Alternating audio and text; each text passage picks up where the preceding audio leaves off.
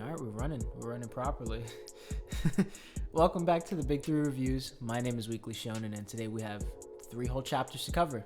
Gage is back from, recovery, a break. Either way, in the spirit of things, since we're celebrating his return, I decided we're going to start off with Jujutsu Kaisen 167 this week, so let's get right into it. The chapter starts off with Higuruma finally giving his 100 points to the cause, which, shout out to him. He even gives 1 point to Yuji just so, his rule applies, because he knows how good of a person Yuji is, and he probably won't try to kill anyone. But, he seems like he's trying to walk right out of the way of everything that's about to happen. Like, he came to terms with the idea that he did a bad thing, and he's trying to, repent for it.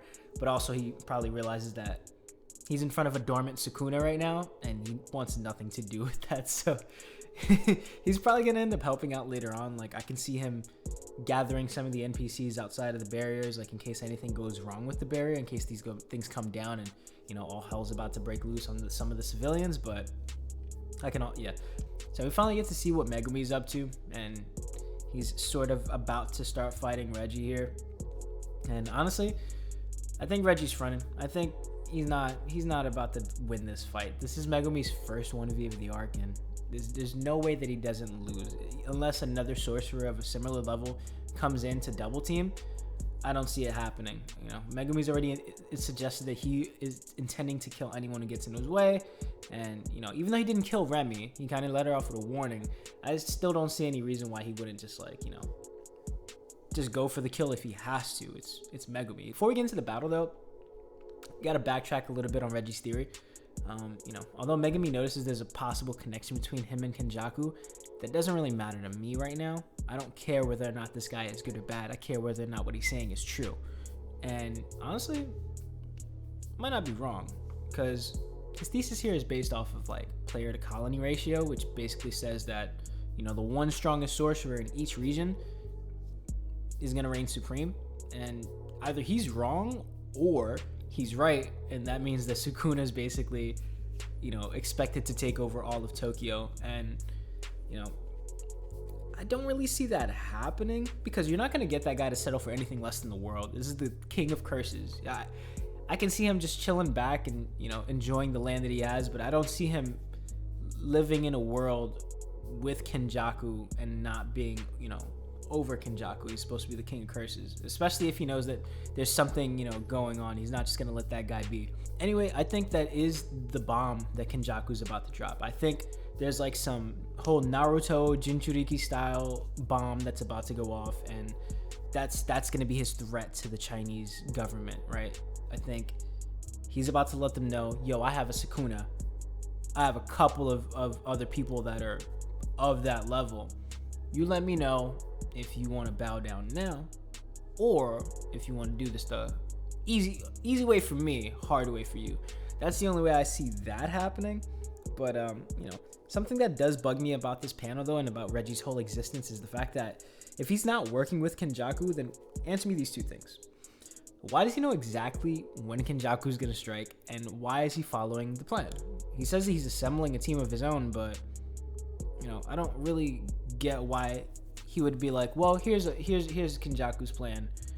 Let's just follow it for now and see what happens. That's just a little fishy to me. I think there's a whole Ito Tensei style thing going on here, because he does have manipulation and Uzumaki, which means that if there was a way for him to turn everyone in the colonies into curses that he can then control, if he was able to turn Sukuna, which he's not going to be able to do, but if he's able to turn Sukuna, for example, into a curse, strictly the curse that he can control, that means he can pull him out Ito Tensei style. I just don't see him making the way for the return of the King of Curses just so they can chill on separate continents, and that's his end goal. There's something else different here, and he's the big bad of the series, right? So I don't see him, going any other route than going, I'm going to be at the top of whatever the end of this plan is. So, we'll see. Either Reggie's gaslighting here, or the world just isn't as cynical as we've thought it to be, or as we're led to believe. Because, we got 2 examples of good people from Amaya and Higuruma on Yuji's end, but Megumi's not as fortunate. Either way, I'm siding with him on the former. Give us your points. Let's see what happens. Let's get a scrap. I think that someone walked by or something. I can't remember, but it was good to see Nue again. Moving on to My Hero 336, and yes, I know I slightly moved my camera because I'm an idiot and I ruined continuity. Oh no, who cares? Anyway, we open up with a little sparring session between Deku and Bakugo, which is always nice. Fortunately, we don't have to wait for the final battle or the final war to know how Bakugo's next big move is gonna work. We don't get to see it, but you know, at least we know more or less how he plans on implementing it, especially with the whole winter jacket thing. By the way, someone made a joke about, you know, his character development, you know, being for nothing, but I feel like he doesn't show that with his demeanor, he shows that with his actions. But we also get a cool shot of Shoto practicing his new move. It seems like his strat going into the Dabi fight is just gonna be tanking his blue flames, because, you know, Dabi's resistant to cold, so I can't see this turning out any other way than like a fire versus fire, you know, who can outlast who battle, or who can take the longest amount of fire. So, you know, we're just gonna have to see how it plays out. But I like the moment that we get between Mineta and Kaminari, because it's just funny how Mineta's training consists of him pulling spheres out of his head, because he's just like, I guess I just need to be able to do more daily, but he's like not really trying. But since they're like on the bench sitting down doing nothing, he's still like half-assed working out, but he can technically say he's working out. That's pretty funny, pretty good on them pretty good on Horikoshi to include that right there. But another 3-point theory we get this week comes from Bakugo and Yaoruzu, and they reassure that AFO still probably got the upper hand coming into the final battle, but you know, unfortunately, old nutsack face over here is you know, really good at the game of chess. He knows how to make many different routes to his one goal. So even with a bunch of his quirks stolen or broken, Giganto Makia, who probably will be resurrected for the war anyway, but Giganto Makia is asleep right now. He probably still has the upper hand anyway because he's got a mole. But I wonder if his plan of weakening the heroes right now is because he's got no more ways of strengthening his side. So he has no other choice but to make sure that he messes with them mentally or whatever way that he can to get the upper hand.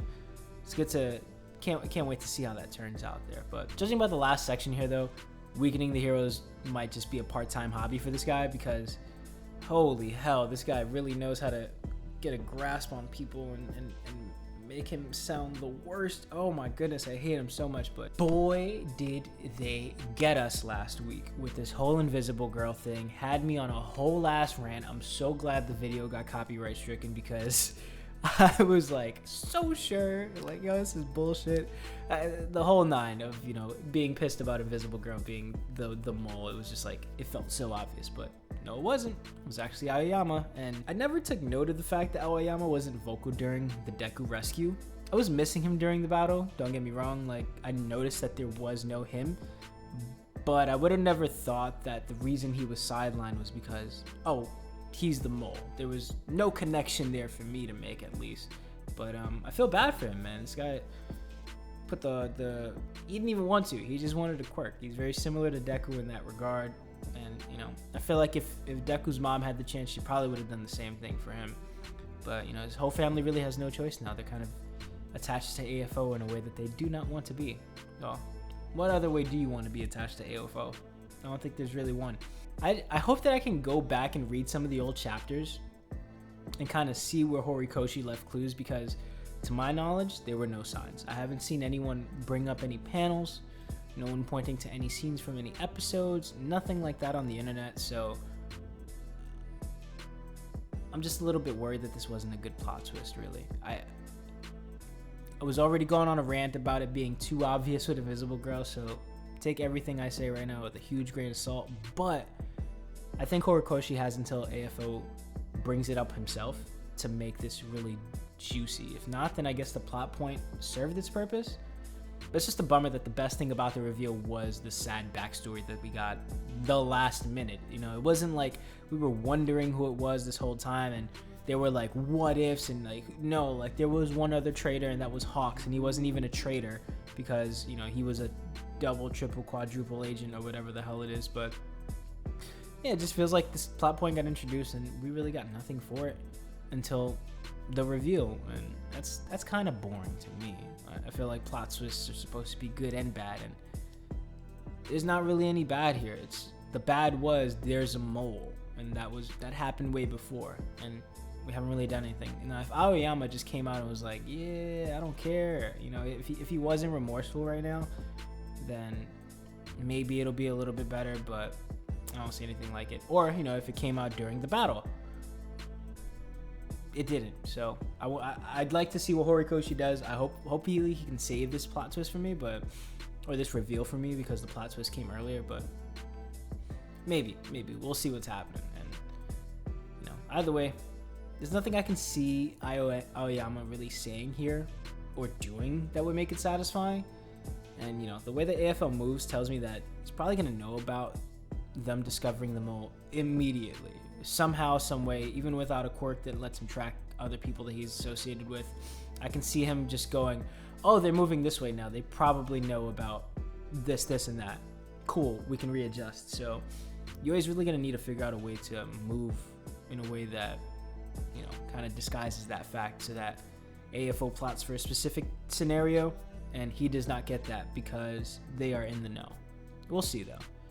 You know, hopefully they can finally take this guy by surprise, because as Bakugo said, he's probably somewhere laughing right now. So not really looking forward to Deku being all like, hey, no worries, bro, you know, we're okay, we're friends, you know, let's make the real scumbag villain pay here. Like, I don't care about that. Either way, I guess I'm glad it wasn't Invisible Girl, because last week I was getting huge Toby flashbacks, and I'm not a fan of that reveal at all. I would have been pissed if it was her, and then we got a sad. If it was the same exact setup with her, I would have been even more sad. But at least it was someone that I wasn't expecting. But how whatever. I will stop harping on this right now. Shout out to Afro Deku. Always love seeing that guy. Oh man, One Piece is always good, isn't it? Isn't it fun to say this every Sunday? One Piece was amazing this week. I'm happy I get to say that. But first thing I want to say is congratulations to Momo. He's officially a man. You know, after the whole confidence thing with the clouds, he got all my respect. He had my respect before because, you know, I said this in I think 998 and 999's reviews, but the episode reviews. But but I feel a lot more bad for him in the anime, so I give him a lot more props now. But, you know, in the manga, this is peak Momo. Last thing he can do right now is turn human, pull out a sword, and like cut Kaido or something like that. Other than that, I don't really need to see him do anything more. He's doing what he's supposed to do. He's bearing the weight of Wano Country, of Onigashima, to protect Wano Country. This is his hour of legend, so appreciate that. I'm glad the Momo's finally got something to do here. The rest of this chapter is Sanji heavy. I'm not complaining. I'm just saying, you know, stating a fact.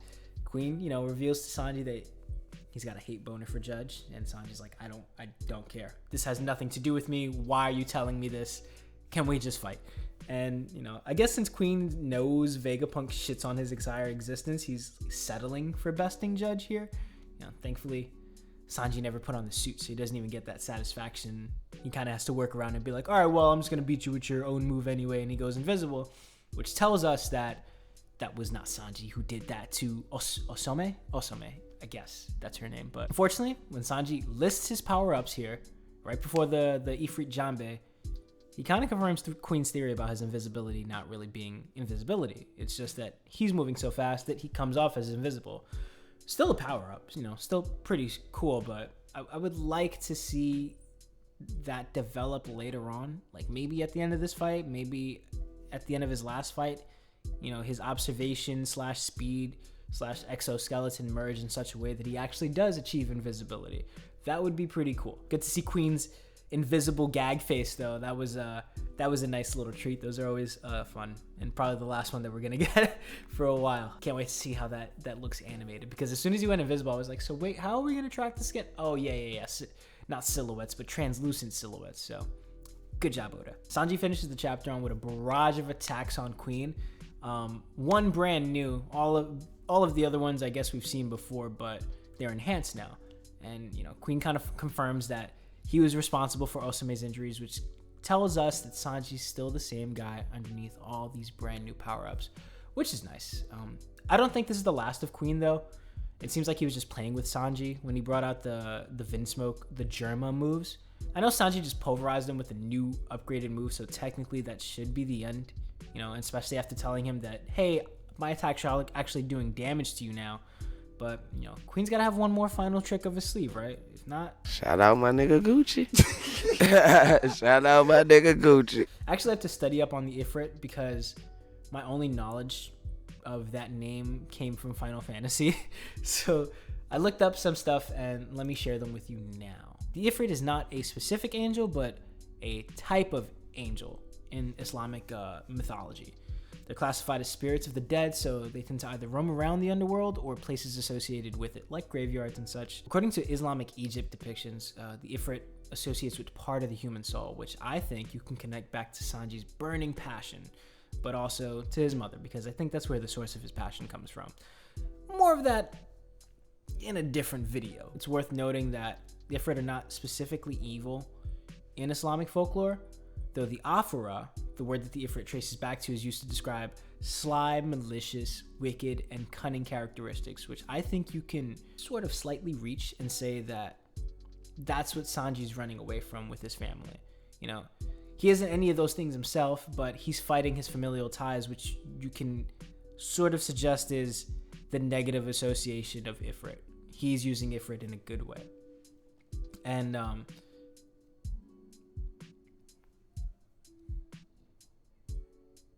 so I think it's funny that Oda chose this term specifically because it's a term that is not necessarily good or evil, but Sanji's clearly using it as a good thing. So shout out to Oda again, the god himself, the goat himself. Goda? I forget if Goda's supposed to be Goat Oda or God Oda.